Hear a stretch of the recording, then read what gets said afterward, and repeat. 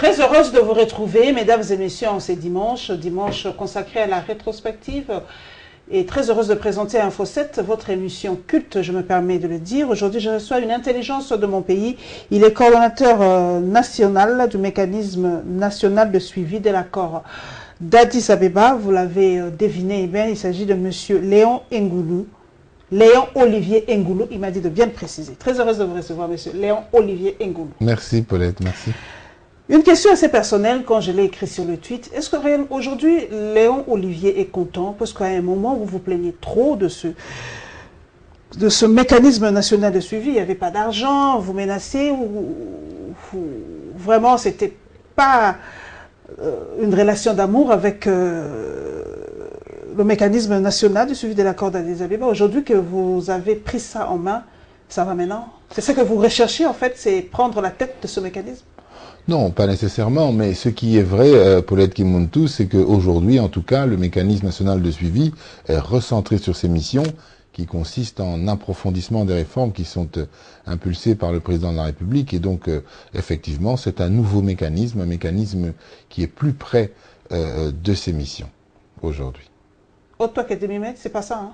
Non, ce n'est pas moi qui ai démissionné, c'est François Mwamba qui a démissionné de son poste. Et pour le reste, j'essaye, quant à moi, pour le moment, de me concentrer sur les missions qui étaient dévolues au mécanisme national de suivi. On parle à cette population, Léon Olivier, maintenant il y a l'argent?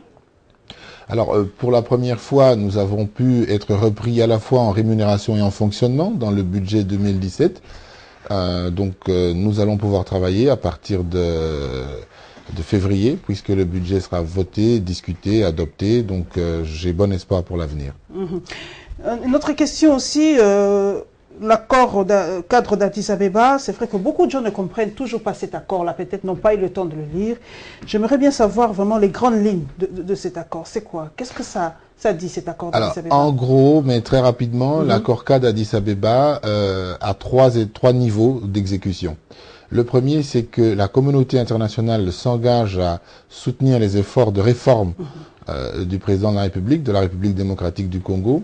Et cette communauté s'engage également à côté de l'engagement régional de l'accord cadre, c'est-à-dire que les pays de la région doivent collaborer, doivent travailler ensemble pour créer des projets de développement, renforcer la coopération et l'intégration. Donc au niveau national, l'accord cadre d'Addis Abeba comprend un certain nombre de champs de réformes qui sont approfondis avec les experts congolais, avec l'appui des partenaires au développement, et nous travaillons à l'aide d'indicateurs. Donc en gros, le gouvernement agit et le mécanisme national de suivi, si vous voulez, est l'évaluateur du gouvernement. Donc à l'aide de critères de suivi, nous indiquons au gouvernement les étapes qui restent à franchir pour atteindre les objectifs qui sont assignés dans la vision du président de la République, dans le programme d'action du gouvernement.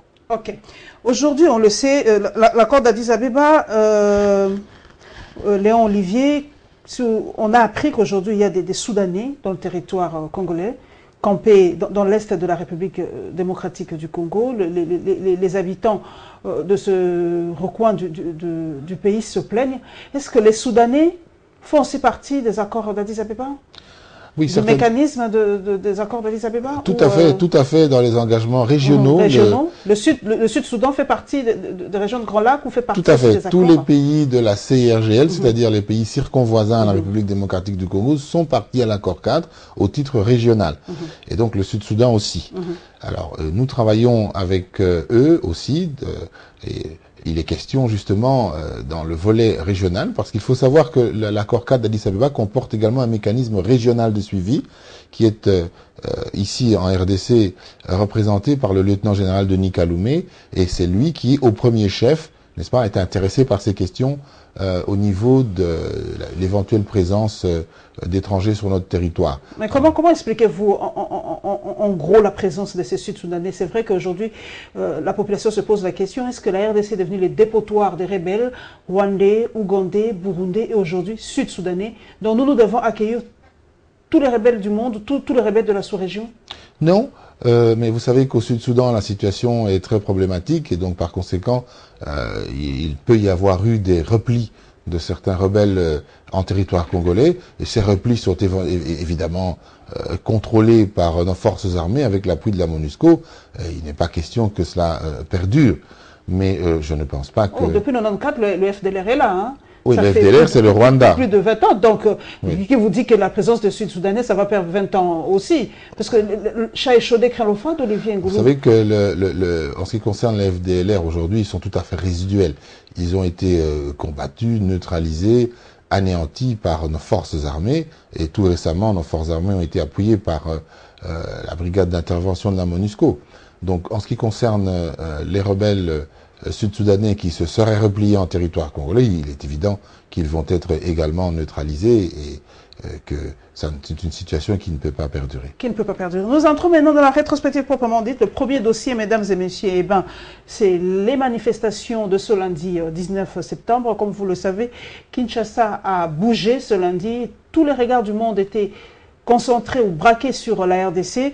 Alors nous allons avoir la réaction du ministre de l'Intérieur, Évariste Bochab, par rapport au bilan. Le bilan est 17 morts selon le gouvernement, mais plus d'une centaine selon l'opposition, selon le Rassemblement. La réaction numéro 1 de la ville de Kinshasa, André Kimbuta, par rapport à cette manifestation. Et les politiques non plus ne sont pas restés muets, ils ont réagi. Vital Kamerhe a donné son point de vue par rapport à cette manifestation. Tshisekedi aussi, et évidemment la population quinoise. Notre rédaction ne se prive pas d'aller poser directement la question à ces Quinois qui vivent ça dans leur chair. Et bien, plus de détails dans ce premier condensé.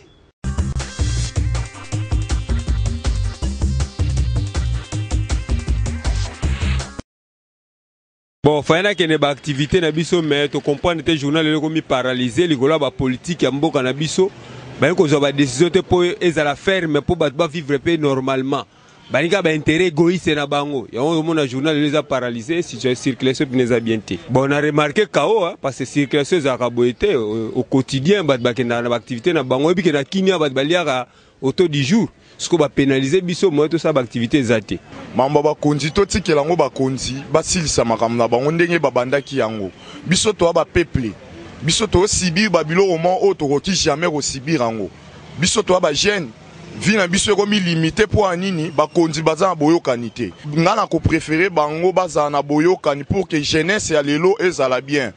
Tubo imakile tangana mboka to na posa boyokani donc dialogue na bango basale tout bakutana basala ngo na ndenge moko bien pour que biso peto za la sauver na part na biso. On te remarqué journal là vraiment ils pena handicapé quoi donc circulation ne za on a DGC to monyango pena exacté vraiment donc parce que selon ba politique ndenge zotambolela le journal là pena et puis c'est eboité bon to senga ba policier biso bazala bayokana o mboka za biso nyonso oyo na oyo bakutana bayokana balobela ko pays evanda kimia ndenge journée za handicapé boyo biso to lera na taux du jour on est journée za rolala biso pe donc lelo te biso to vivre ndenge nini bana classe ba keité en tout cas même tanga na rotina mona classe moi na ngaka ne classe te mais na journée boyo na rotina mona te bon so le bébé na rozo mona ndenge nini na rolande ndenge na classe bon bana classe en tout cas moko me bazongisi bango na banda ko na sécuriser bango pour un problème qui est tantôt beaucoup en embuscade dans zela en défense c'est ça la pona bango.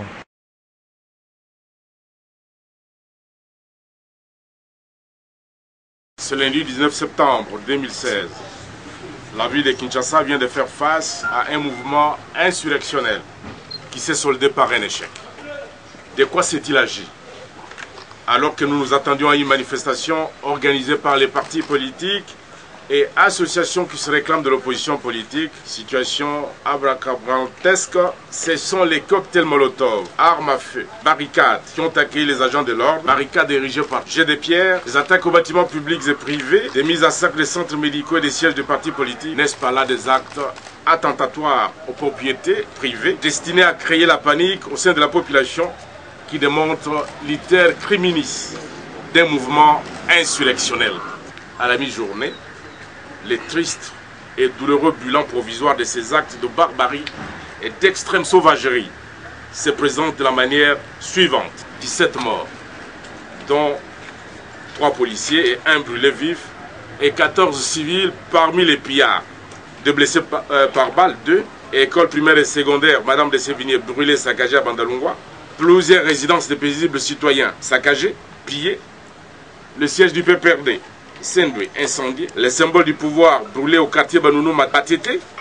5 armes arrachées par les manifestants aux policiers. Une radio walkie-talkie PNC arrachée à la première brigade de Limete. Toutes les caméras de surveillance sur les tronçons du Limete sont détruites. Le siège de la Ligue de jeunes du PPRD incendié. Le siège du RCD à Limete pillé, incendié. Le siège du RSN de l'honorable Pius Mwabilou incendié et pillé. Le parquet général près la cour d'appel de Matete, située à Limete, 4e rue, pillé, incendié. Les distributeurs automatiques, Raobank au niveau du quartier des bonhommes à Matete, brûlés. Les sous-siats des bonhommes pillés. Les sous-siats Sendwe brûlés. L'agence Ecobank, quartier Indili, brûlé. Le bilan, comme je vous l'ai dit, n'est que provisoire. Je condamne ces actes de barbarie commis sous prétexte d'une revendication politique. Je rappelle aux organisateurs les dispositions de la loi sur les manifestations publiques dans notre pays, qui les tiennent pour responsables de dérapages survenus du fait de leurs militants ou sympathisants. J'invite le parquet à ouvrir une information judiciaire à l'effet d'établir la responsabilité des auteurs ainsi que des acteurs de ces violences et d'y initier les poursuites à leur charge. J'invite au calme la population quinoise et à collaborer avec le service de maintien de l'ordre public pour mettre hors état de nuire le fauteur de troubles pour enfin rétablir rapidement la quiétude dans nos rues et quartiers. Kinshasa tient à sa tranquillité et sa sérénité. Nous devons rester dans cet état d'esprit. Quinoises et Quinois, restons solidaires, vigilants et gardiens de notre tranquillité. Une minute de silence à l'ouverture de la plénière, quelque peu exceptionnelle des travaux du dialogue en mémoire de victimes des manifestations survenues ce lundi dans la capitale.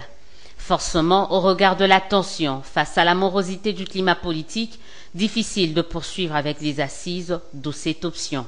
Nous avons pensé qu'un délai de décence et de convenance était nécessaire et que notre dialogue sera reporté en 48 heures. C'est-à-dire que vendredi à 10 h, nous reprenons cette séance. Un moment qui doit être mis à profit pour se mettre d'accord sur l'essentiel, renchérit le facilitateur. Mais au niveau de la commodération de ces assises, l'heure est plutôt à l'expression des peines sur fond d'une petite séance académique autour des valeurs de la démocratie. La démocratie, ce n'est pas le pillage. La démocratie, c'est un combat d'idées. Et ce combat d'idées, nous avons eu pendant 15 jours à le mener ici. C'est ce que nous devons pouvoir poursuivre. Nous espérons, et nous avions dit depuis le départ, que ceux des Congolais qui n'étaient pas ici pouvaient à tout moment rejoindre le dialogue et faire valoir leur point de vue. Tout comme Tambwe Mwamba, Vital Kamerhe va lancer l'appel pour que tous explorent et privilégient la voie de la paix et non de la violence. Nous avons besoin du consensus entre majorité et opposition pour que seul le peuple congolais soit vainqueur. Je voudrais lancer un appel pathétique à tous ceux qui continuent à privilégier la voie de la violence, d'abandonner cette voie-là. Qu'ils viennent ici avec nous pour explorer la voie de la paix et que nous atterrissions avec eux en douceur Reste à savoir si cet énième appel trouvera un écho favorable dans les chefs de cette opposition encore réticents à ces assises. J'ai le regret d'annoncer à notre peuple et à l'opinion internationale que j'ai donné mandat au secrétaire général de l'UDPS de porter plainte contre les auteurs de tueries de la journée de 19 et 20 septembre 2016.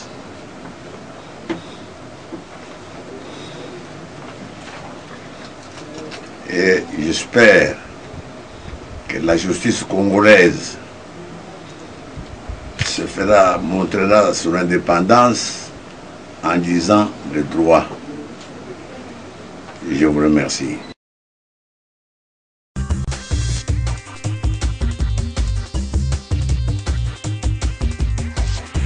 Léon Olivier Ngoulou, c'est le septembre noir en RDC. Je sais que vous êtes une élite de mon pays, vous savez ce que ça veut dire septembre noir pour Israël. C'est le septembre noir pour nous aussi? Je ne dirais pas ça et je ne l'espère pas. Ce qui s'est passé est tout à fait regrettable. Mais il y a quelque chose que nous devons rappeler, en tout cas en tant que coordonnateur du mécanisme national de suivi, chargé notamment de faire valoir, appliquer l'engagement 6 de l'accord cadre d'Addis Abeba portant sur la réconciliation, la tolérance et la démocratisation, je ne puis dire qu'une chose. Il faut que les partis politiques congolais connaissent leur mission constitutionnelle. La mission constitutionnelle des partis politiques, article 6 de la Constitution, c'est de concourir à l'expression du suffrage. Les partis politiques doivent mobiliser les électeurs et non pas les mobiliser pour la rue. Ils doivent mobiliser pour que les électeurs puissent exprimer leur suffrage. C'est aussi un droit constitutionnel, Léon Olivier Ngoulou. Manifester, c'est un droit constitutionnel, mais nous avons tous vu, par exemple, des motards avec des pneus, n'est-ce pas, des convois de motards avec des pneus, qui portaient des pneus pour aller les brûler, faire des barricades. Ici, il ne s'agissait plus d'une manifestation, il s'agissait de toute évidence d'une intention insurrectionnelle. Donc je crois qu'il faut rappeler aux partis politiques que la seule voie pour conquérir le pouvoir, n'est-ce pas, c'est la voie des urnes. Et il faut que les partis politiques fassent leur mission, mobilisent, fassent de la pédagogie, expliquent. Donc l'opposition, pour vous, est responsable de cette situation, comme l'a dit le ministre de l'Intérieur. Et pourtant, l'opposition a, elle aussi, rétorqué. Elle a porté plainte pour dire que non, c'est la police ou l'armée, je ne sais pas trop bien, qui a tiré sur la population. Qui tire sur la population? Dans mes fonctions de coordonnateur du mécanisme national de suivi, je ne suis ni opposition ni majorité. Non, qui est responsable de cette situation? Un instant, je ne suis ni opposition ni majorité. Je suis rattaché à la personne du président, à l'institution président de la République, et nous agissons de manière tout à fait neutre et impartiale. Ce qui est vrai, c'est que parmi les manifestants, il y a des manifestants qui étaient armés. Ils étaient armés et certains manifestants ont tiré à balles réelles sur les forces de l'ordre. Cela est vrai. Les manifestants... Certains manifestants étaient armés et ils ont tiré également sur les forces de l'ordre. Les forces de l'ordre ont répliqué et pour ce cas-là, les forces de l'ordre ont évidemment répliqué de la même manière. C'est un peu, Léon Olivier, comme l'histoire du poulet et de l'œuf qui est venu en premier. Donc c'est la question qui se pose, qui a commencé à tirer le premier? Ce n'est pas vraiment là le débat. Si, c'est très grave, les responsabilités, parce que qui a commencé à tirer, qui a énervé l'autre? C'est la population qui a emmerdé les forces de l'ordre, ou c'est les forces de l'ordre qui titillent un peu la population? C'est l'histoire de la poule et de l'œuf. Les forces de l'ordre ont pour mission le maintien et le rétablissement de l'ordre public. Était-il obligé d'avoir des armes létales? Ils sont, n'est-ce pas, à partir du moment où certains manifestants avaient des armes létales, les forces de l'ordre devaient être bien obligées de faire également usage d'armes létales. Mais la vraie question, c'est que à chaque fois qu'une manifestation est organisée, manifester, c'est un droit constitutionnel. Il faut des mesures d'encadrement. Je voudrais, vraiment de manière tout à fait neutre et impartiale, je voudrais peut-être mettre la question suivante en avant. Il faut que l'on nous dise, que l'enquête nous détermine si les manifestants étaient suffisamment encadrés n'est-ce pas, à leur propre niveau. Car l'on voit dans toutes les manifestations dans les grandes démocraties que les partis politiques qui manifestent doivent avoir un dispositif d'encadrement des manifestants, déjà à leur niveau.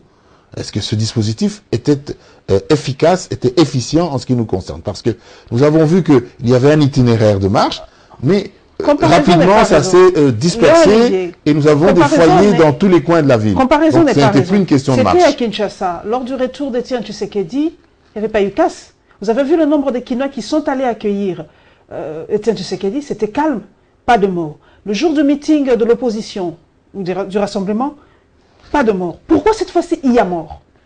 Je dirais même plus, le jour de la demi-finale de la CHAN, il y a eu un monde fou dans les rues. Pourquoi cette fois-ci il y a eu mort? Je pense pour ma part qu'il y avait dans le chef de certains manifestants, je ne dis pas tous, mais il y avait manifestement une intention insurrectionnelle.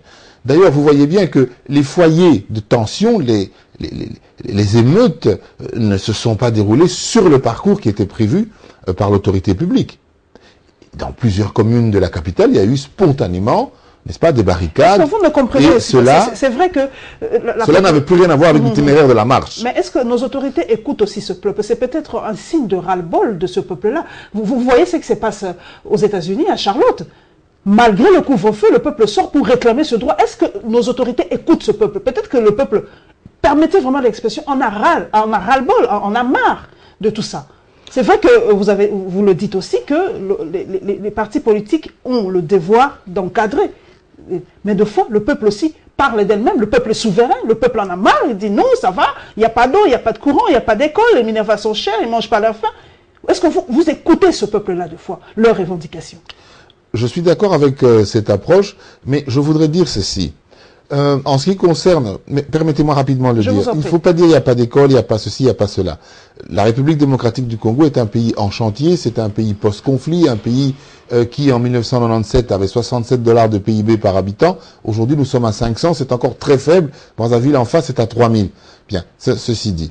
Maintenant il y a quelque chose qui est vrai. En plein dialogue, et c'est ça je pense que ce serait mieux de le présenter comme ça. Donc, en plein dialogue politique, nous avons une partie de la population qui ne se reconnaît pas dans la démarche du dialogue politique, qui est une démarche de réconciliation, une démarche pour chercher à sortir de cette crise qui se profile à l'horizon. Une partie de la population ne se reconnaît pas. Elle ne se reconnaît pas parce que le dialogue est, à mon avis, mais là je m'exprime en tant que technicien, le dialogue n'est pas suffisamment inclusif. Nous avons aujourd'hui, en dehors du dialogue, le rassemblement, c'est-à-dire UDPS et alliés, nous avons le G7, nous avons le MLC et alliés qui ne sont pas suffisamment représentés. Alors je pense que si il y a quelque chose à faire aujourd'hui, c'est de lancer un appel, le président de la République vient encore de le faire, lancer un appel à toutes ces formations politiques pour qu'elles rejoignent ce dialogue. Et vous avez suivi que d'ailleurs, la question de l'inclusivité, de la représentativité du dialogue a été posée, y compris par l'Occident. La Belgique, l'Angleterre, les États-Unis souhaitent qu'on ait un nouveau dialogue qui soit beaucoup plus représentatif. Donc je pense qu'il ne faut pas vouloir conclure à tout prix le dialogue dans sa configuration actuelle qui n'est pas suffisamment représentative. Il faut, et d'ailleurs j'ai suivi... D'ailleurs vous avez tweeté, vous avez dit que vous voulez aussi y être, comme je sais pas, comme parmi le panel des facilitateurs, vous voulez que le mécanisme de suivi soit présent. Pourquoi? Alors là, il y a quelque chose que l'opinion doit savoir, c'est qu'en fait, le mécanisme national de suivi est l'interlocuteur de référence pour tout ce qui touche à ces matières, sans le dialogue notamment. Le mécanisme national de suivi devrait être observateur au dialogue, mais figurez-vous que par un stratagème, un subterfuge, il y a une personne, un usurpateur qui est dans la salle, qui se fait passer pour un représentant du mécanisme national de suivi. C'est qui celui-là? Un certain Kakese Vinalou, qui est vice-président du parti ULDC de Raymond Tshibanda. Et cette personne, sans qualité, se fait passer pour un représentant. Vous l'avez dénoncé? Bien entendu, j'ai écrit à ma hiérarchie et ce fait est connu et je pense que ma hiérarchie ne laissera pas cela impuni. Donc, moi-même, j'ai reçu une invitation du facilitateur Edem Kodjo et il y a eu carrément un traquenard. Laissez-moi terminer. Il y a eu un traquenard pour m'empêcher de participer et d'entrer dans la salle. Nous revenons sur les manifestations, Léon Olivier. Est-ce que le numéro 1 de la ville avait raison d'organiser? Parce que cette fois-ci, il a refusé carrément hein, la marche de la majorité. En voyant un peu la tension qu'il y a dans la ville ces derniers temps, est-ce qu'il avait raison de permettre cette marche-là? Ne devait-il pas dire non, parce que c'est lui l'autorité qui dit oui ou non? Ne devait-il pas dire non carrément à cette manifestation, au lieu de le refuser après? Le lundi matin, les gens ne savaient pas s'il y a oui ou non manifestation. Pourquoi ce changement de dernière minute? Il aurait dit non bien avant, s'il avait eu ces éléments peut-être bien avant. Je pense qu'André Kimbuta a généralement le souci d'équité lorsqu'il autorise ou désapprouve les marches de l'opposition ou de la majorité. En général, il cherche vraiment à être au milieu du village. Alors, cette fois-ci, mais du moins néanmoins, cette fois-ci, il y a quelque chose qui m'a quand même un peu tiqué, c'est que on a autorisé la marche, André Kimbuta a autorisé la marche, mais pas le sit-in. Donc, si autoriser la marche sans l'objectif de la marche, c'était quand même assez ambigu. Mais vous comprenez quand même ces raisons cette fois-ci, plus de. Oui, je pense qu'il faut qu'on. Tout à fait. Il a eu raison. Il a fait une fois de plus confiance à la capacité des organisateurs d'encadrer les manifestants avant même qu'il y ait des débordements. Mais là, je crois que André Kimbuta a tout à fait raison d'interdire. Sans se voir la face que l'opposition s'est jouée d'André Kimbuta, c'est ça? Non, je voudrais que l'opposition doit être responsable. L'opposition, par rapport à ce qui s'est passé, doit démontrer qu'elle avait mis en place un dispositif d'encadrement des manifestants. Si l'opposition ne sait pas démontrer qu'il y avait tout le long du parcours des équipes d'encadrement pour éviter tout débordement, sur ce point, l'opposition est fautive. Parce que le PGR aujourd'hui a lancé l'opération pour arrêter les responsables, entre guillemets, les auteurs moraux de cette marche ou de tout ce qui s'ensuit. Est-ce que c'est pas aussi une justice à deux penchants? Parce que je ne crois pas qu'il n'y ait que, selon une certaine opinion, l'opposition qui est fautive dans cette histoire. Le procureur général de la République, à l'initiative des poursuites, ce qu'il y a, c'est qu'il y a eu des morts, il y a eu des saccages, il y a eu des pillages, ça ne peut pas rester impuni. Donc le procureur général de la République... On est en train de traquer les opposants aujourd'hui. Pas seulement. Il y en a qui pas seulement. Il y a des partis... On ne voit pas comme Monidela, on ne le voit pas, ça fait quelques jours qu'il a disparu, on est en train de traquer les gens jusque dans les maisons. Il y a une certaine psychose aujourd'hui à Kinshasa, à 18h tout le monde ferme sa porte. Vous savez, il y a également des sièges de partis de la majorité qui ont été brûlés et pillés, comme l'ULDC par exemple a été aussi brûlé, juste en face de l'UNC, à côté du parti SID de Martin Fayoulou. Martin Fayoulou, je l'ai vu, je l'ai appris, a été lui-même victime, n'est-ce pas, et c'est vraiment regrettable, c'est un aîné, quelqu'un que je respecte beaucoup, mais le siège de son parti n'ont pas été brûlés, alors que juste à côté, l'ULDC, qui est un parti... Mais ça a été brûlé après, hein. Vous avez vu les images de l'incendie provoqué par... certains le disent par les hommes en armes dans les sièges de l'UDPS, les sièges des partis d'opposition. Cette fois-ci, ça s'est fait la nuit. Et les scènes ont été violentes. Vous avez vu les images des morts, les gens calcinés et tout ça. Aujourd'hui, c'est...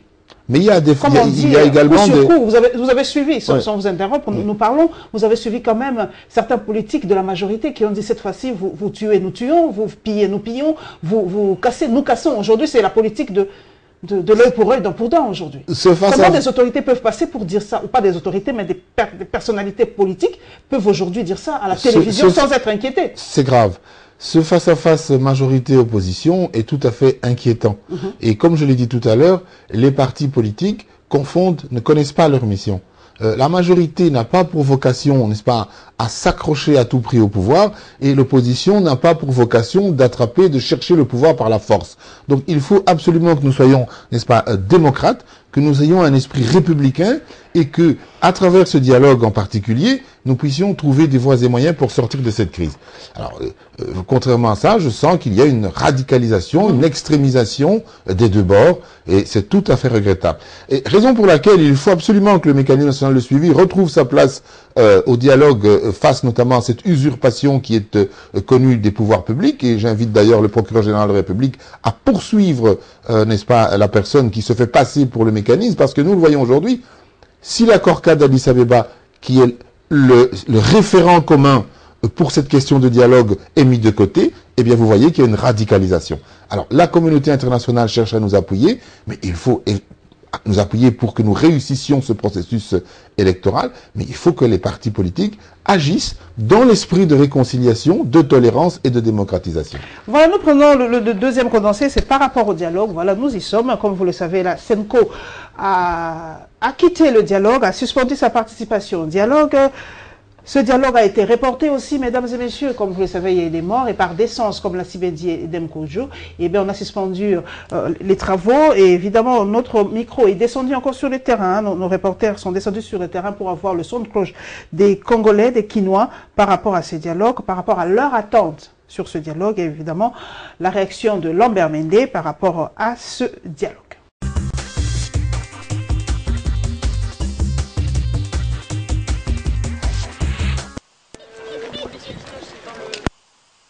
Climat plutôt morose ce jour à la Cité de l'Union africaine. Les participants, principalement ceux de la majorité, étaient les seuls à être visibles sur les lieux des assises. Ajoutez à cela une frange de la société civile.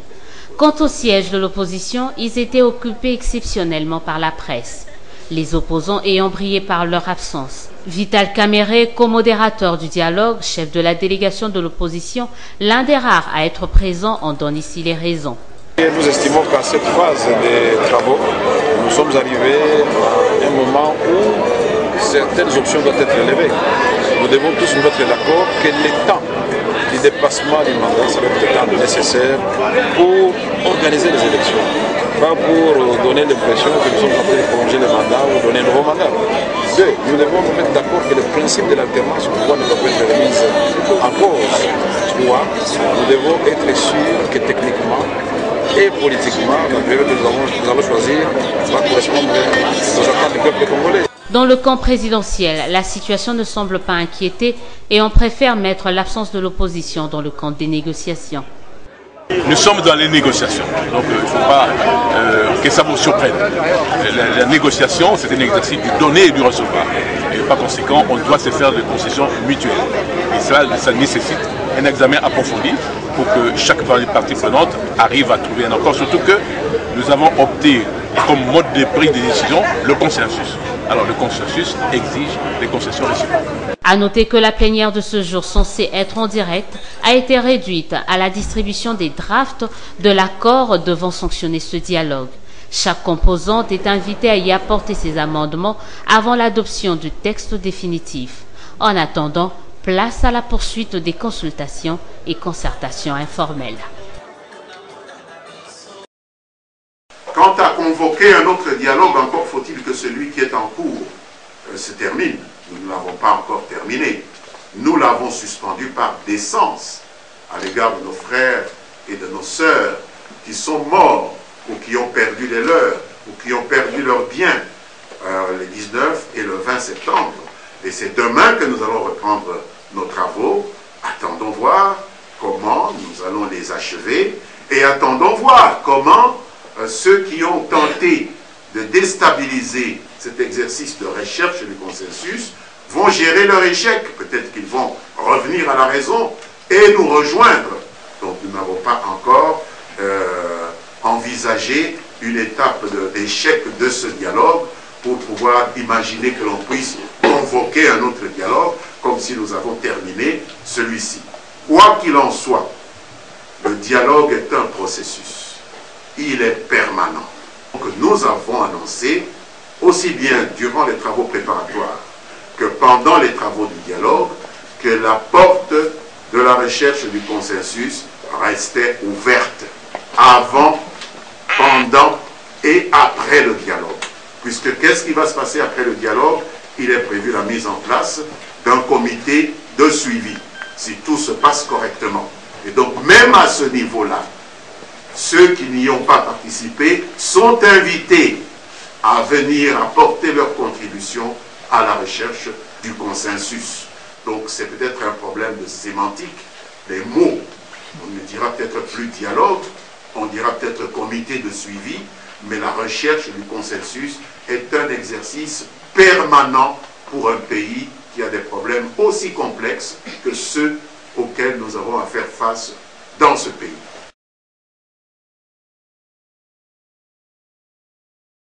Nous savons bien que non, tenir les élections à la date constitutionnelle, c'est quelque chose qui est maintenant impossible. L'objectif du dialogue, c'est bien connu.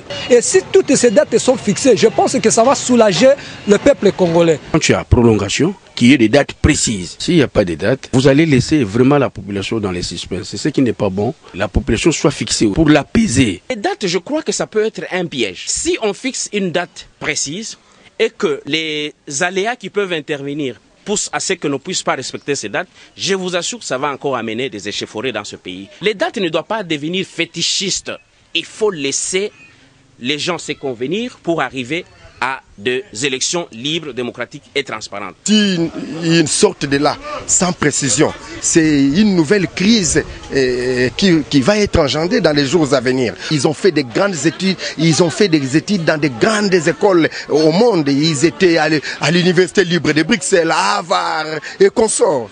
Donc il faut qu'ils sortent de là avec des histoires bien faites, bien détaillées, avec des précisions. Dans telle date on fait ça, dans telle date on fait ça. C'est clair.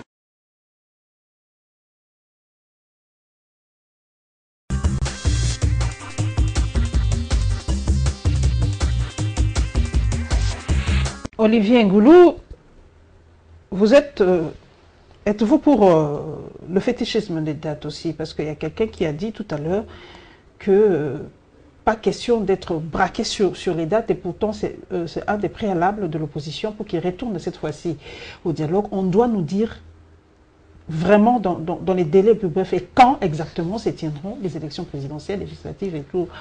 Vous êtes pour le fixisme des dates? La Constitution doit être respectée, Madame Kimuntu, la Constitution doit être respectée. Toutefois, dans notre jeune démocratie, il y a lieu de considérer un certain nombre de facteurs qui empêchent la tenue à due date des élections présidentielles, législatives, etc. Et dès septembre 2015, j'ai été le premier à conceptualiser, à théoriser et à vulgariser l'idée d'un dépassement technique. Nous y sommes. Pourquoi un dépassement technique? Parce que lorsque la communauté internationale demande dans la résolution 2211 de 2015 un cycle électoral complet avec un agenda, calendrier, diaspora, etc., déjà à ce moment-là, nous ne sommes déjà pas en mesure de le faire. Il faut que la population... Nous n'étions pas en mesure, dès 2015, de faire un cycle complet en 2016. Il faut que la population comprenne cela très bien.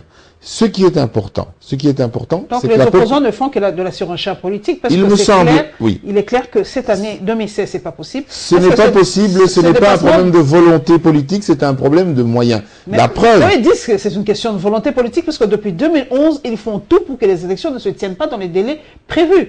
Donc ces dépassements techniques, c'est une façon pour la majorité, ou pour le gouvernement, ou pour le pouvoir, de glisser ou de permettre à M. Kabila de faire un troisième mandat tranquillement, sans élection, sans rien, tout gratos, quoi. Tout cadeau, comme disent les Ivoiriens. Cette argumentation est étonnante parce qu'en 2006, nous n'avons fait que 3 étages, trois scrutins, présidentiels, législatives et provinciales. Nous n'avons pas fait les localités, les locales et les villes, les mairies, etc. Et je n'ai pas souvenance qu'à cette époque-là, l'opposition, n'est-ce pas, se soit élevée contre le fait qu'on ne faisait pas un cycle complet. Je n'ai pas souvenance de cela. En 2011, on a encore fait moins qu'en 2006, puisque là, on n'a même pas fait les provinciales. Et je ne me souviens pas que l'opposition en 2011 ait soulevé la question de l'absence de cycle électoraux complet. En étant journaliste, je crois que l'opposition en a parlé. On a soulevé même à l'Assemblée nationale, c'était un débat houleux. C'était un débat houleux, mais je n'ai pas, je n'ai pas vu de marche comme on vient de voir ici, ou d'événements de cette ampleur. Ce qu'il faut comprendre, c'est que le coût d'un cycle électoral complet en République démocratique du Congo, c'est-à-dire de la localité à la présidentielle, dépasse les moyens du budget de la RDC. Et nécessairement, il faut ce que j'appelle une coopération électorale pour y arriver, c'est-à-dire avec les partenaires au développement. De la même manière que nous recevons des vaccins, de la même manière que nous recevons un appui pour l'éducation, pour divers secteurs, nous recevons des appuis, de l'aide au développement, des partenaires.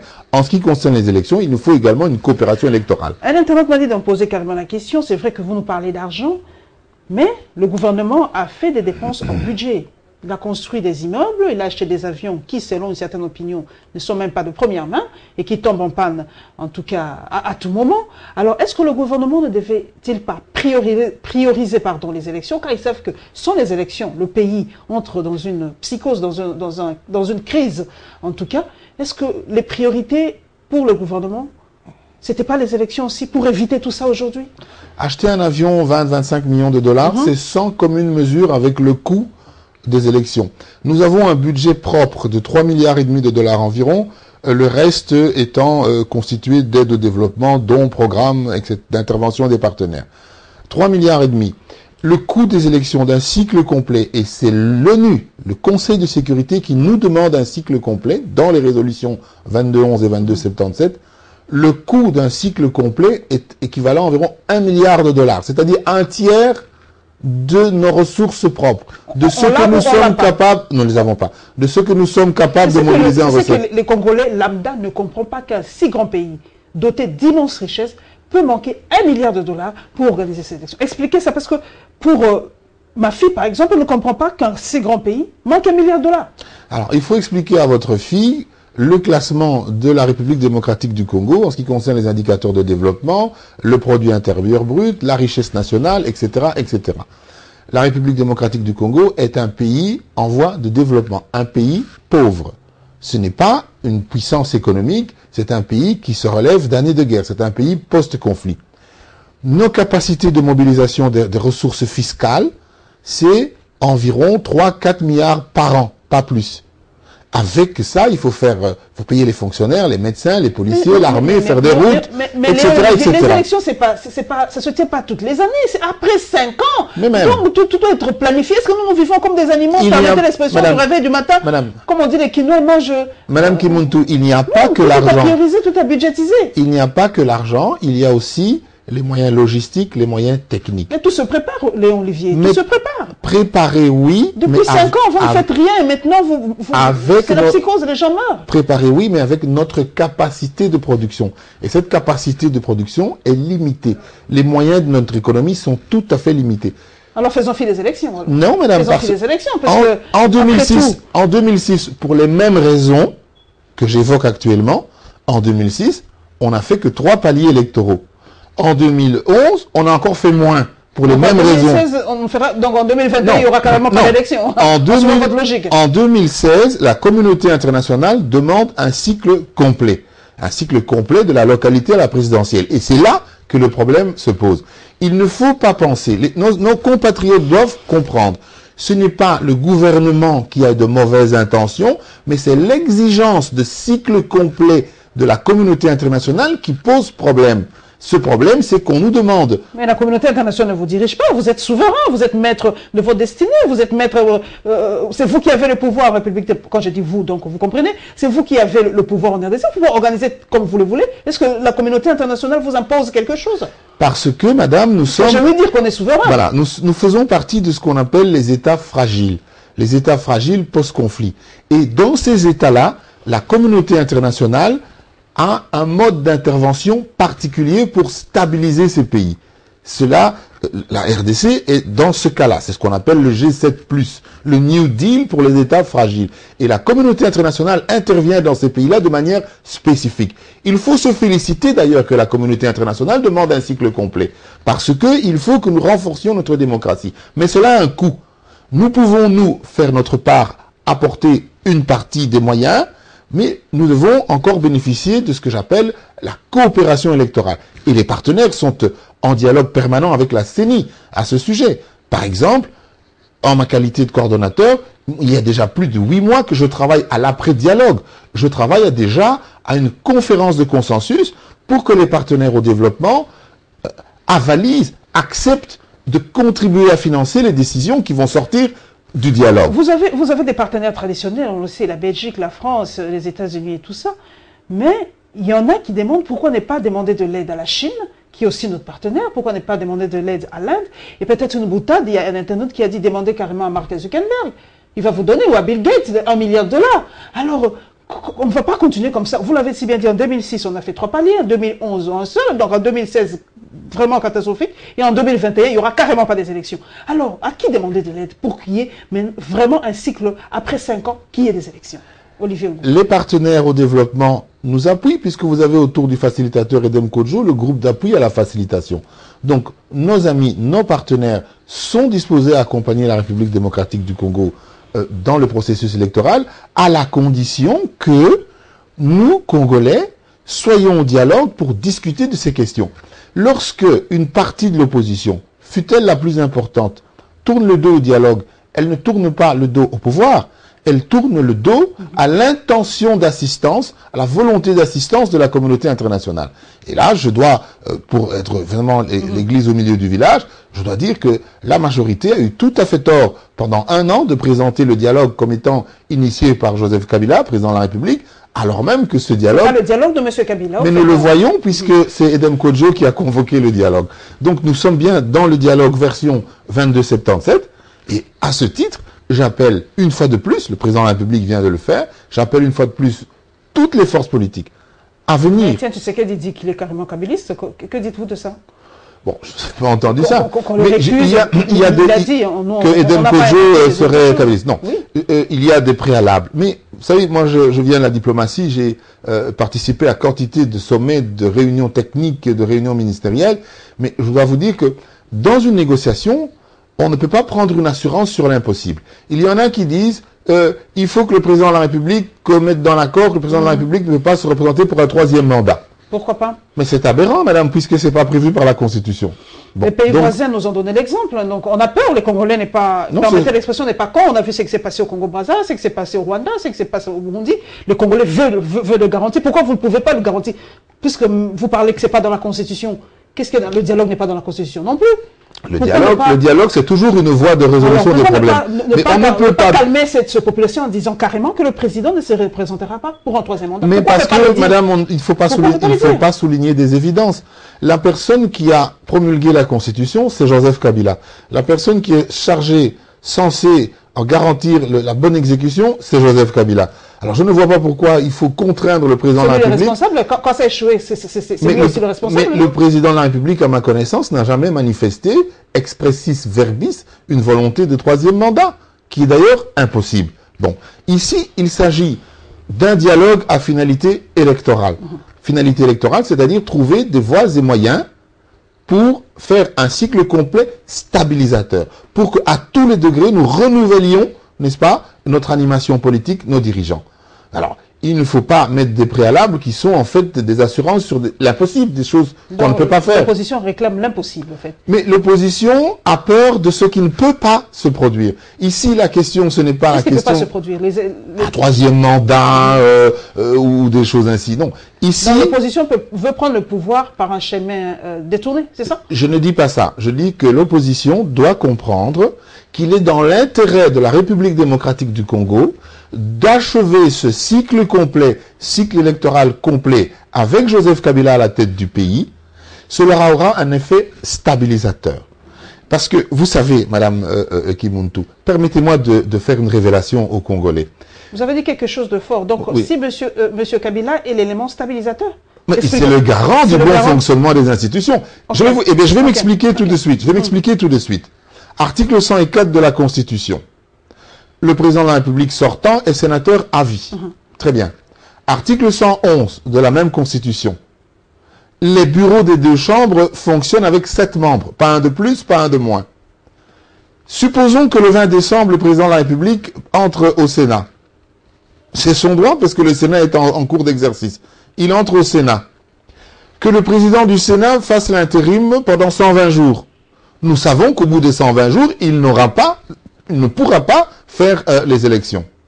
Ça signifie qu'il perd, à ce moment-là, le président du Sénat, il perd sa qualité de président du Sénat, il garde sa qualité de sénateur, mais au Sénat, on est obligé, article 111, de faire un vote, poste pour poste.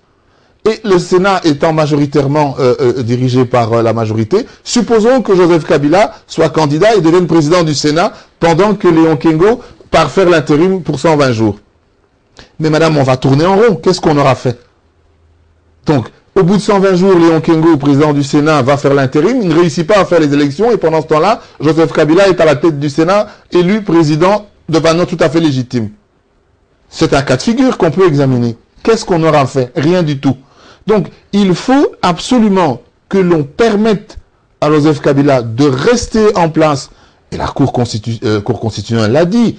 Il nous faut, c'est une pétition de principe, il nous faut un président élu pour changer de président. On ne peut pas changer de président sans président élu.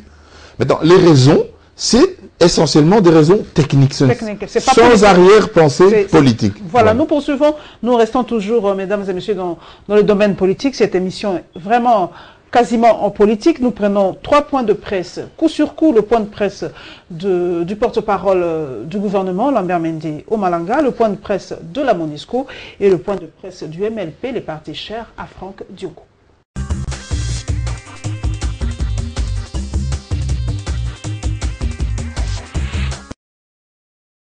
Les propos de François Hollande tenus en marge de son discours devant l'Assemblée générale des Nations unies sont très mal digérés par les autorités congolaises.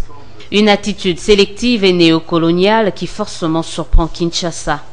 Le gouvernement congolais a été choqué d'entendre le chef d'un État comme la France, pays ami de la République démocratique du Congo, bien représenté ici à Kinshasa, ignorer superbement l'origine et le cheminement des 10 événements et s'abstenir de la moindre expression de compassion à l'endroit du plus grand nombre de morts du 19 septembre en se limitant à n'évoquer que 2 victimes tombées le 20, deuxième jour du mouvement insurrectionnel. Au gouvernement congolais de fustiger une certaine façon de faire du président français devenue récurrente. Bien avant cette réplique, le porte-parole du gouvernement avait pris le soin de faire un rappel sur le déroulement des faits lors des événements du 19 et 20 septembre dernier, avant de présenter un nouveau bilan réaménagé fourni par la PNC.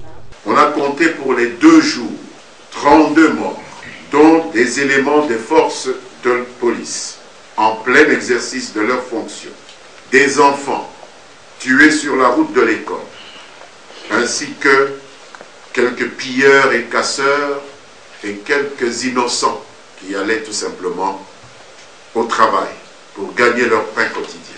Plusieurs biens pillés, des biens publics, des biens privés vandalisés, objets de destruction méchante, des propriétés privées pillées. Fait rare pour être souligné, une minute de silence a été observée au cours de cette conférence de presse en mémoire des victimes des échauffourées du début de la semaine. Quant aux auteurs de ces actes de violence, le gouvernement dit soutenir l'action annoncée par le procureur général de la République de les traduire en justice. La même démarche est amorcée par l'auditeur général et a pour objectif de poursuivre tout élément de la police qui se serait rendu coupable d'une quelconque infraction. À en croire Charles Bambara, la MONUSCO regrette les pertes en vies humaines et appelle les autorités congolaises à s'assurer que les forces de sécurité nationale respectent les libertés fondamentales. Le porte-parole de la MONUSCO relie l'exhortation du secrétaire général de l'ONU, Ban Ki-moon, aux acteurs politiques à s'abstenir de tout acte de violence et insiste sur la nécessité d'une enquête indépendante. Il condamne la violence qui a déjà provoqué la mort d'au moins 17 personnes, dont 3 policiers dans la capitale. Le secrétaire général exhorte tous les dirigeants politiques concernés et leurs partisans à s'abstenir de tout acte de violence susceptible d'aggraver la situation. Il appelle les autorités congolaises à s'assurer que les forces de sécurité nationales exercent la plus grande retenue face aux manifestations. Il appelle également tous les dirigeants politiques à résoudre leurs différends pacifiquement et par le dialogue conformément à la résolution 2217 du Conseil de sécurité. La MONUSCO insiste sur la nécessité d'une enquête indépendante afin d'établir les responsabilités après les événements qui ont eu lieu le 19 septembre dernier, tout en demandant également, avec insistance aux leaders politiques, de résoudre leurs différends pacifiquement par le dialogue, comme le recommande la résolution 2217 du Conseil de sécurité des Nations Unies. Pour le directeur des affaires politiques de la MONUSCO, Rey Virgilio Torres, le dialogue reste la voie royale de sortie des crises. Parce que nous pensons qu'il n'y a pas d'autre issue à la violence qu'un accord politique consensuel inclusif.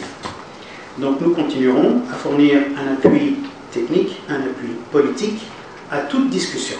Cette conférence coïncidant avec la célébration de la Journée internationale de la paix, le secrétaire général de l'ONU, Ban Ki-moon, appelle le peuple du monde à célébrer cette journée en se faisant champion des objectifs du développement durable. Franck Diongo crie à la violation du maintien de l'ordre public s'agissant de la manifestation des opposants et parle du non-respect des droits de l'homme. Le président national de MLP dit ne pas laisser impunis les actes qu'il qualifie de crimes, surtout avec la mort de plusieurs Congolais et les saccages du siège de partis politiques. Une plainte contre le commanditaire de ces actes sera donc déposée ce jeudi auprès du procureur général de la République.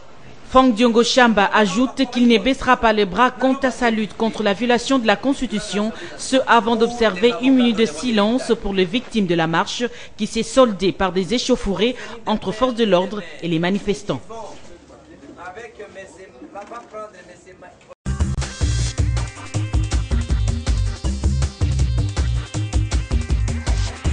Olivier Ngoulou, nous avons suivi au Gabon, la Cour constitutionnelle a tranché. Oba devient confirmé ou reconfirmé dans son poste de président de la République, mais il demande un dialogue. Alors pour vous, en Afrique, ça sera toujours comme ça. On ne respectera jamais la Constitution, on ne respectera jamais nos propres textes, parce qu'on le sait, le dialogue est la voie royale pour résoudre les problèmes. Vous savez, Paulette Kimuntu, la démocratie... Après des morts, hein, après, au Gabon, il y a eu plusieurs morts aussi. Donc doit-on mourir, ensuite dialoguer? La démocratie, c'est un processus, c'est un apprentissage. Notre pays, à nous, trouve son existence originelle en 1885 à la conférence de Berlin. Et déjà, bien avant cela, les puissances occidentales sont occupées à construire leur démocratie. Donc nous sommes des jeunes démocraties à qui il ne faut pas demander l'impossible. Ce que nous devons faire, c'est redoubler d'efforts. Comment se demander l'impossible? Respecter la Constitution, respecter ses propres textes et demander l'impossible? Je parle de la démocratie. Okay. La démocratie, il faut la construire. Il faut la construire d'abord à travers la pédagogie. Il faut que dans les programmes scolaires, on parle plus de démocratie, de civisme, des principes élémentaires de la démocratie. On ne le dit pas assez. Nous devons être préparer nos enfants pour que nos enfants sachent de quoi il en retourne. Nous sortons de longues périodes de dictature. Il n'y a pas longtemps, nous étions zaïrois, dans un système de parti unique. Les dirigeants qui nous conduisent aujourd'hui, sauf évidemment Joseph Kabila, qui n'a pas dirigé la Deuxième République. Je terminais en disant qu'un instant, les dirigeants, ceux qui sont nos animateurs politiques, ont été formés sous la Deuxième République. Voilà, je peux vous poser cette question par rapport à ça. Et on l'oublie trop souvent. Voilà, je veux poser par rapport à ça. J'ai lu une tribune sur le net par rapport à cela. Est-ce que ça a été l'erreur de Joseph Kabila de reprendre ces Mobutistes qui ont conduit Mobutu à la tombe? On les appelle d'ailleurs des corbillards. Permettez l'expression. Ceux qui conduisent. Le corbillard conduit le mort, mais il retourne. Est-ce que ces Mobutistes qui sont autour de Joseph Kabila ne l'induisent pas en erreur, comme ils l'ont fait avec Mobutu? Le parallélisme aujourd'hui est clair. Selon une certaine opinion, on est en train de revivre les derniers 100 jours de Mobutu. Est-ce que vous partagez aussi ce point de vue? Est-ce que c'était l'erreur de Joseph Kabila de reprendre les anciens Mobutistes? Non, parce que ce n'est pas une erreur. Les anciens Mobutistes sont des Congolais qui ont leurs pleins droits civiques et politiques. Ceci dit, il faut que chacun d'entre nous fasse son examen de conscience, une exégèse de la situation pour que nous comprenions qu'il y a des attitudes, des comportements que nous devons abandonner pour privilégier la culture du dialogue. Nous ne pouvons pas continuer dans cette culture du face-à-face qui fait qu'il y a la majorité contre l'opposition, mais on ne voit pas de débat d'idées. On voit, il doit partir, il doit partir, il doit partir. Mais quel est le débat d'idées? J'ai oublié son nom. Il a dit qu'on doit enlever tous les faucons, que ce soit de la majorité, soit de l'opposition, qu'on laisse les faucons, en tout cas, en dehors du dialogue, et qu'on prenne les colombes pour qu'on puisse parler. Écoutez, il y a toujours des extrémistes dans le deux camps. Voilà, dans les deux camps. Dans les deux camps. Doit-on les mettre de côté pour prendre les colombes, pour sauver ce qui reste à sauver? Parce que le Congo, on ne sait pas où on va où là. Dans les deux camps, il y a des extrémistes. La majorité commet des erreurs, l'opposition commet des erreurs. Mais nous avons notre dénominateur commun, c'est le président de la République qui, article 69 de la Constitution, doit garantir le bon fonctionnement de la vie publique, de la vie politique, garantir la bonne exécution des traités, etc., etc. Donc nous devons privilégier la discussion, le débat d'idées qui fait trop souvent défaut. Depuis à peu près un an, j'observe que l'opposition a démissionné de ses missions de contrôle parlementaire pour se consacrer exclusivement à des manœuvres, une certaine opposition en tout cas, pas toutes, mais à des manœuvres de blocage du dialogue. Comme si, en bloquant le dialogue, on allait on veut choisir la voie de la rue pour exprimer les revendications. La vie politique s'organise autour de la représentation parlementaire. Et j'avais demandé aux facilitateurs, en avril déjà, de tenir compte de la représentation parlementaire pour qu'il y ait plus d'inclusivité. Vous voyez qu'aujourd'hui, les puissances étrangères, Belgique, etc., Grande-Bretagne, États-Unis, nous demandent un nouveau dialogue parce que celui-ci n'est pas assez inclusif. Et il n'est pas assez inclusif parce que la feuille de route de ce dialogue a des critères qui, qu'on m'excuse, sont une espèce de cooptation par copinage des participants de ce qu'on voit. Et ce qu'on le voit, c'est qu'il n'y a personne dans la salle. Ou en tout cas, il y a la majorité, mais pas l'opposition telle que la population se la représente. Bien. Donc, il faut que ce soit plus inclusif. Et j'avais proposé, dès avril, que le comité préparatoire soit composé des présidents des groupes parlementaires, présidents des groupes à l'Assemblée plus 2 députés, de leur choix, président des groupes au Sénat plus 1 sénateur. Et là, nous avions une représentativité nationale qui était assurée, à laquelle il fallait greffer les confessions religieuses, les jeunes, les femmes, la société civile, pour avoir vraiment quelque chose de représentatif. Je n'ai pas été suivi, ou en tout cas, très tardivement, on a quand même essayé de prendre en compte ces institutions, mais on voit bien que... Ce dialogue a échoué carrément, alors. Alors, selon vous, d'un point de vue technique, je dis qu'il ne va pas dans la bonne direction. En tant qu'accord cadre d'Addis Abeba, en tant que coordonnateur du mécanisme national de suivi, je dis le dialogue ne va pas dans la bonne direction parce que si la population, la majorité de la population ne se reconnaît pas à travers les participants et ne se retrouve pas dans les résolutions qui seront prises, nous allons au-devant de grands déboires. Vous avez parlé de Joseph Kabila comme garant de la nation, et je sais que le peuple l'attendait pour qu'il parle après les morts. Il y a eu plus de 34 selon, d'ailleurs le gouvernement l'a dit, hein, le chiffre est là, 34 morts. On attendait à ce que le président de la République parle, s'exprime. Mais on nous a lu un communiqué et une certaine opinion congolaise s'est dit outrée. On a dit que le président de la République, on ne le sent pas s'impliquer. Vous partagez aussi ce point de vue. Pourquoi le président de la République ne s'est-il pas exprimé lui-même à la télévision et pourquoi on a lu un simple communiqué? Bon, le président de la République était à New York, il est rentré. Et effectivement... L'Internet est là, il y a IMO, il y a Skype, il y a il était à New York pour l'Assemblée Générale, donc il faut que la population le sache. Hein, le président de la République, au moment des faits, était absent du pays, il était à New York. Alors, évidemment, il y a eu ce communiqué qui a été signé par le directeur de cabinet du président de la République, mais là encore, en tant que coordonnateur du mécanisme national de suivi, chargé justement d'approfondir les réformes, y compris la réforme de l'État, je ne partage pas l'idée que le directeur de cabinet du président de la République se mette ainsi en avant sur la place publique. Je pense que le directeur de cabinet du président de la République est un personnage de l'ombre qui a une certaine influence, qui prépare avec les conseillers du président un certain nombre de dossiers et qui aide le président dans la prise de décision.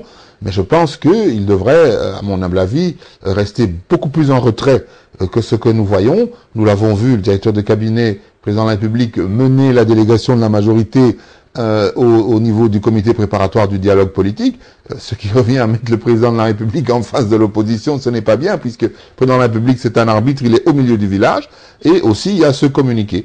Bon, c'est la voie qui a été choisie, mais d'un point de vue tout à fait technique, je pense que le directeur de cabinet du président de la République ne devrait pas, n'est-ce pas, s'adresser au nom du président de la République. Nous allons terminer par le propos de François Hollande. Est-ce que c'est un propos choquant de plus de François Hollande, un propos, il est un peu condescendant par rapport aux Congolais? Devait-il le dire?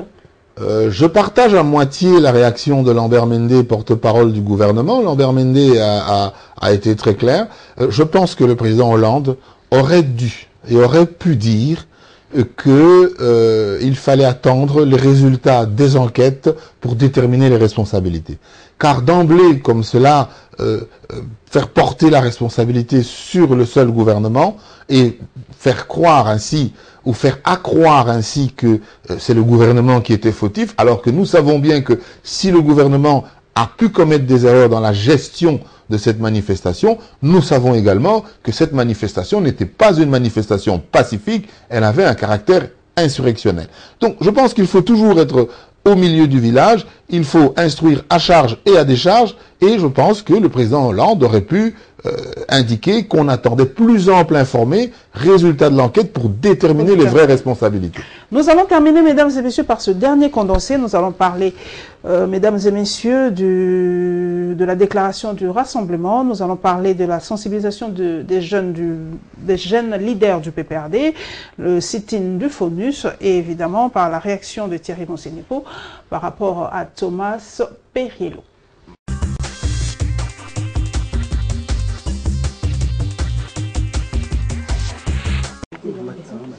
Après plusieurs jours de silence axés essentiellement sur l'évaluation des événements du 19 et 20 septembre dernier, le rassemblement de l'opposition présente enfin sa version de fait. D'abord, les raisons qui ont motivé l'organisation de la marche du 19 septembre à Kinshasa. Cette manifestation, organisée par le rassemblement, visait à rassembler le peuple congolais, détenteur de la souveraineté nationale, autour de la défense de la Constitution pour 1. Enjoindre la CENI à convoquer les scrutins pour l'élection du président de la République conformément à l'article 73 de la Constitution. Les rassemblements de l'opposition diraient tenir en second lieu plusieurs griefs contre le pouvoir.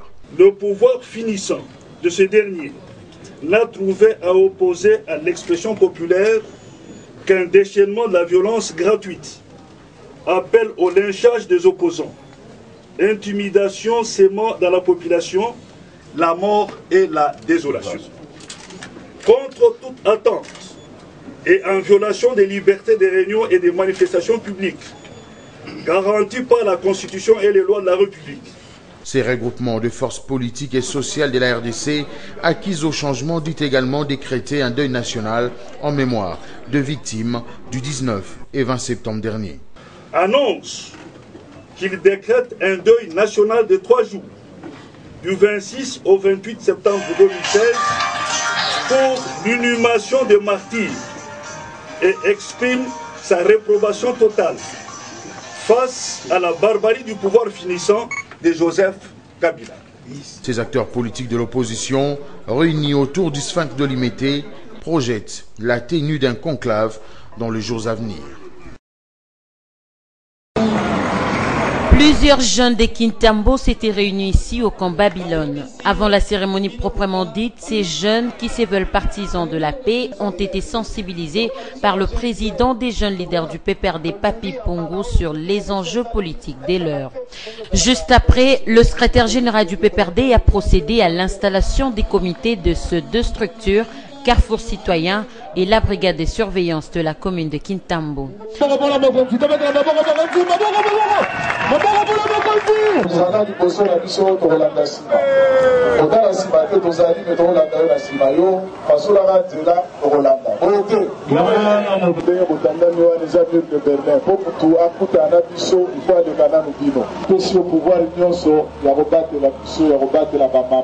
Occasion pour Henri Movasakani d'éclairer l'opinion sur ce qui se passe à la Cité de l'Union africaine. Le secrétaire général du PPRD a en outre expliqué à ces jeunes avec détail le pourquoi du report de la date de la convocation de l'électorat en République démocratique du Congo. Moyen élection à la Moula Oyo ezate. Il y a ressemble Kutu ezate. Ma première salle matin. Pona mwami kakatano ezali oza na calendrier te oza na mbongo kosala baélection te bilenge na biso nanu bakomisi bakombo na bango na baliste électorale te na baproblème ya insécurité osalaka ke soki tosisi baélection esukaka kaka na bitumba. yango wana mokonzi ya mboka adengisaki bato nyonso ezala bato ya ngambu kuna na biso moko tokutana tosolola tozwa solution na cadre ya kimia po ete mboka na biso ekende liboso na kimia. Rappelons que des installations similaires ont été réalisées dans plusieurs communes de Kinshasa, notamment à Lemba, Njili et Mongafula, ce dans le but de barrer la route à toutes sortes de troubles dans la capitale, a précisé Papin Pongo, président des jeunes leaders du PPRD. La panique était totale ici sur l'avenue de l'Enseignement. Deux manifestants venus répondre à l'invitation du rassemblement de l'opposition ont été dispersés.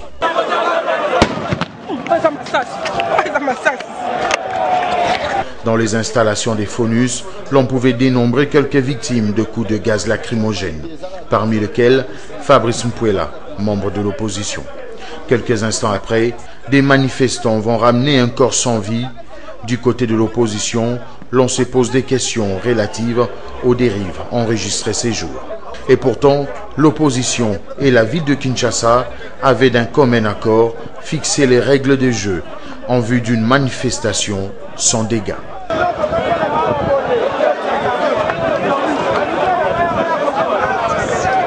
Nous étions venus en tant que Ligue, en tant que des jeunes, pour accueillir M. Dieka qui est venu d'un voyage. Et à cette occasion, arrivé à l'aéroport de Njili, nous avons vu M. Perilero, qui est l'envoyé spécial de M. Obama dans les pays des Grands Lacs. Nous ne l'avons pas insulté ou quoi que ce soit, mais nous lui avons démontré notre mécontentement pour les positions qu'il prend aussi délibérément sur la situation de notre pays. Que ce soit la dernière fois pour abîmer notre pays. Nous n'avons plus besoin de vous. Monsieur, attention avec le Congolais. Attention avec le Congolais.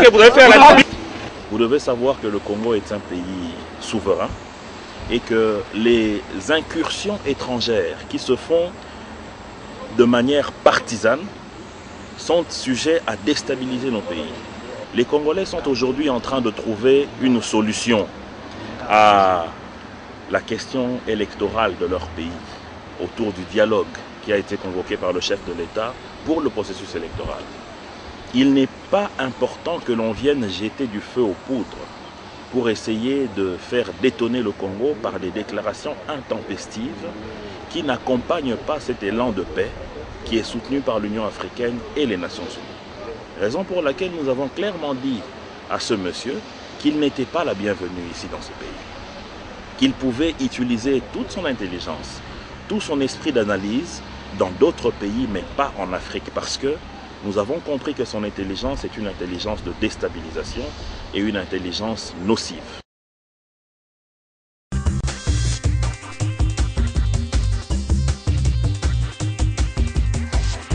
Léon Olivier Ngoulou, est-ce que vous comprenez la réaction de Thierry Monsenekou, président des Ligues de jeunes de la CCU, le parti cher à Lambert Mende? Je suis personnellement profondément choqué par ce genre de manière qui consiste à agresser un envoyé spécial d'un pays ami, en l'occurrence les États-Unis d'Amérique. Je suis profondément outré par ce type de procédé. Les envoyés spéciaux ont qualité de diplomates et doivent être, n'est-ce pas, respectés en tant que tels. On ne traite pas ainsi des personnalités qui ont rang d'ambassadeur. Et il n'appartient pas à ces gens-là, ce que j'ai vu, il n'appartient pas à ces gens-là de se prononcer de la sorte sur le travail qu'effectue Monsieur Perriello. Nous avons un ministre des Affaires étrangères. S'il y a quelque chose à dire par rapport à cela ou quelque chose à redire, je pense que c'est le ministre des Affaires étrangères qui aurait pu ou dû monter au créneau et indiquer que la République démocratique du Congo, par exemple, n'est pas d'accord avec telle ou telle prise de position de tel ou tel envoyé. Mais on ne peut pas, n'est-ce pas, agir de la sorte comme des énergumènes et des forcenés pour menacer ainsi une personnalité du niveau d'un Thomas Perriello. L'agression n'était pas physique, on a dit c'était même les injures et pointer du doigt et menacer cette personne qui peut contribuer à sa manière, n'est-ce pas, au bon déroulement du processus, même si il peut y avoir eu, je ne sais pas, si on estime que Perriello, dans sa démarche, commet des impairs ou froisse la susceptibilité nationale, ce n'est pas à des énergumènes d'aller le lui signifier. Nous avons un ministre des Affaires étrangères dont c'est la mission et on aimerait l'entendre un peu plus par rapport à ce genre de questions. Mais je suis d'autant plus outré, Madame Paulette Kimuntu, que moi-même j'ai été présenté dans les journaux dans de nombreux articles comme l'agresseur. Il y a eu une erreur de nom et mon nom a été repris comme étant l'agresseur de ce monsieur Thomas Perriello. Donc, ces énergumènes n'ont pas seulement agressé monsieur Perriello, ils m'ont également agressé parce que j'ai passé 3 jours sur les réseaux sociaux à faire des communiqués et indiquer que ce n'est pas moi qui ai agressé ce bon monsieur Perriello. Vous a appelé ou mais non, mais l'ambassade des États-Unis me connaît très bien et sait très bien que je ne peux pas me commettre dans ce genre d'imbécilité, pardonnez-moi. Mais j'ai dû moi-même me justifier dans la presse, j'ai fait des communiqués et bon, voilà, je suis une victime collatérale de ce genre de comportement idiot, passez-moi l'expression, qui n'honore pas notre République parce que nous avons une tradition d'hospitalité dans ce pays et nous ne pouvons pas nous permettre de nous comporter de la sorte. Thomas Perriello a dit qu'il va les poursuivre, il va porter plainte. On l'a lu sur BBC. A-t-il raison de porter plainte? Thomas Perriello, est-ce que c'est pas, il veut pas aussi peut-être faire grossir l'affaire? C'est peut-être pas si grave que ça. Madame Kimuntu, prenez l'inverse. Si c'était un de nos émissaires qui avait été traité de la sorte à l'étranger, je pense que Lambert Mende serait monté, nous le connaissons, sur ses grands chevaux pour dénoncer cela. Et je pense qu'il faut que les autorités congolaises condamnent avec force cet acte et que le procureur général de la République entende ces forcenés parce que ce sont des gens qui nuisent à la réputation de notre pays. Et alors, après, on dira, c'est le président de la République. Parce que ici, tout ce qui se passe de négatif, on met ça sur le dos de Joseph Kabila. Alors voilà, avec ce genre d'actes qui sont vraiment regrettables, voilà où l'image que nous donnons de notre pays, c'est tout à fait insupportable.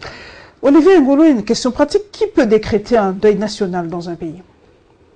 Bon, les excès de langage de l'opposition sont tout à fait regrettables. Ce n'est pas aux opposants de déclarer. Il y a des autorités. Les pouvoirs publics, madame, sont fondés à prendre une série de mesures. Ce n'est pas un opposant qui se lève un matin en disant « je décrète un deuil national ». Bon, c'est tellement comique, cocasse que je ne vais pas m'attarder là-dessus. Et pourquoi le gouvernement ne le fait pas? Ça fait déjà presque une semaine. Ils sont toujours dans les démarches pour identifier les corps et tout ça, pour leur rendre hommage, c'est ça? On est encore dans ce processus-là? Il faut faire confiance au pouvoir public. Les deuils nationaux, il y a des critères pour décréter un deuil national. Je ne sais pas si les critères ont été rencontrés en ce qui se concerne ici. Je ne vois pas non plus à l'étranger. Vous avez vu, il y a des émeutes à Charlottesville ou quand il y a des émeutes en France ou qu'il y a des morts ou des choses, je ne vois pas qu'on décrète des deuils nationaux pour cela.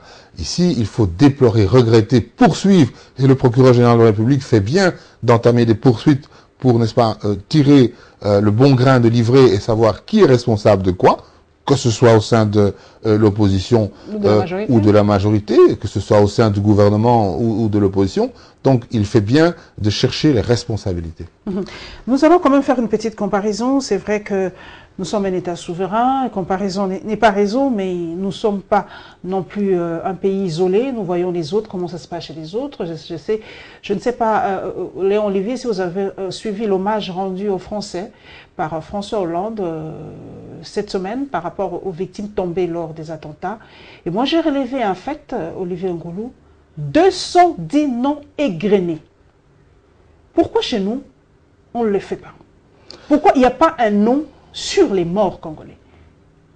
Il y a que nous n'avons pas dans nos traditions la culture de l'hommage. Pourquoi? Oui, mais c'est un problème culturel. Et lorsque le 14 juillet dernier, j'ai repris la tête du mécanisme national de suivi, j'en parlais avec mon personnel, avec mes agents. Nous n'avons pas une culture de l'hommage. et c'est tout à fait regrettable. Nous ne savons pas rendre hommage aux disparus, nous ne savons pas rendre hommage aux personnalités méritantes, et ça c'est aussi une question d'apprentissage politique. Parce que quand vous ne rendez pas hommage aux autres, n'espérez pas qu'un jour on vous rende hommage. L'hommage, c'est la reconnaissance des services rendus pour un pays, et c'est aussi une manière d'indiquer aux générations futures que tel type de comportement doit être encouragé. N'est-ce pas? Il faut décourager ce genre de comportement agressif vis-à-vis de Thomas Piriello, mais il faut encourager tous les comportements qui vont dans le sens du renforcement de l'état de droit, dans le sens de la lutte pour la démocratie, et il faut savoir rendre hommage aux personnalités méritantes et aussi aux gens qui ont souffert dans leur chair.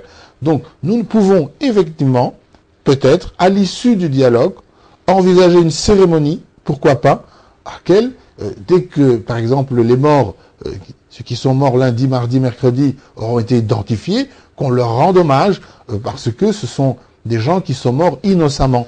Et il faut qu'on se souvienne de leur nom pour que cela ne se reproduise plus. Quand même, la tension dans la République démocratique du Congo, vous avez suivi les événements de Kananga. Alors, on a l'impression qu'il y a des foyers comme ça qui brûlent en RDC. Est-ce que l'État congolais tient encore de main de maître le règne de ce pays?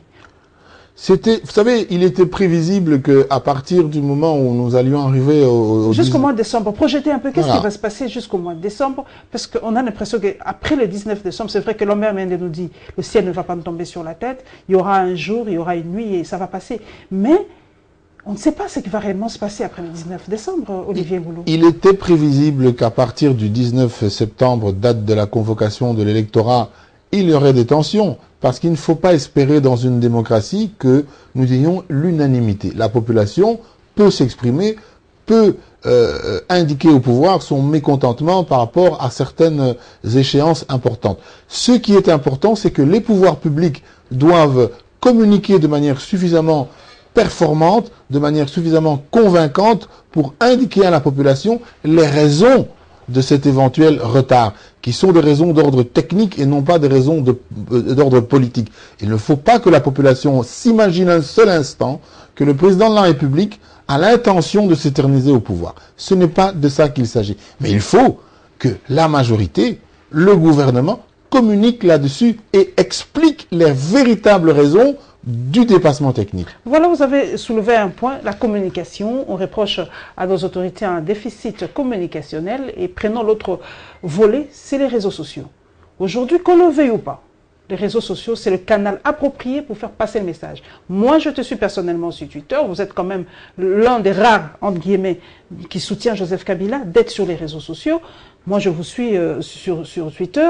Mais on a l'impression que nos autorités ne communiquent pas assez. Aujourd'hui, on doit passer sur les réseaux sociaux pour que le message passe. J'ai même suivi, moi, je suis personnellement le président du Gabon, qui, depuis sa reconfirmation, ne fait que tweeter pour rassurer sa population. Mais on a l'impression que chez nous, c'est le blackout, c'est le silence. Nos autorités ne parlent jamais. Pourquoi? Pourquoi cette cassure-là entre les autorités et la population? C'est là où naissent les rumeurs, Olivier Goulou. Tout à fait. La démocratie doit prendre en compte tous les canaux d'expression. Aujourd'hui, les réseaux sociaux sont, n'est-ce pas, le lieu par excellence pour faire passer des idées au plus grand nombre.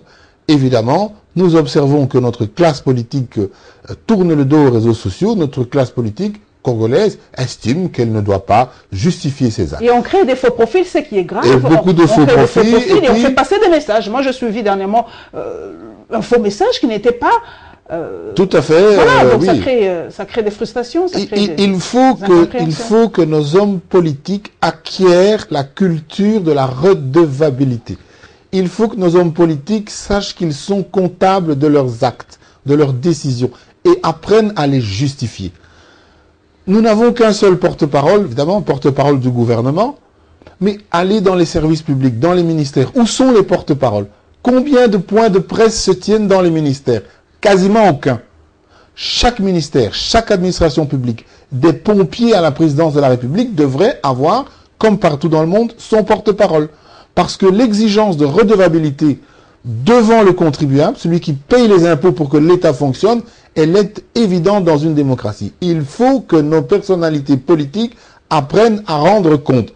Et lorsqu'on est nommé, ce n'est pas pour privatiser cette fonction ou penser qu'on incarne à soi-même l'État, mais on doit avoir l'exigence, le souci de la redevabilité pour, par les réseaux sociaux, par la presse, par tous les moyens, indiquer ce qu'on fait. On ne sait pas ce qui se fait souvent. Parfois, il y a des choses qui se font qui sont bien, mais on a une espèce de dédain de la classe politique pour la population lorsque les personnalités politiques sont absentes des réseaux sociaux, lorsque un ministre ne fait pas de point de presse, lorsqu'un ministre n'a pas de porte-parole.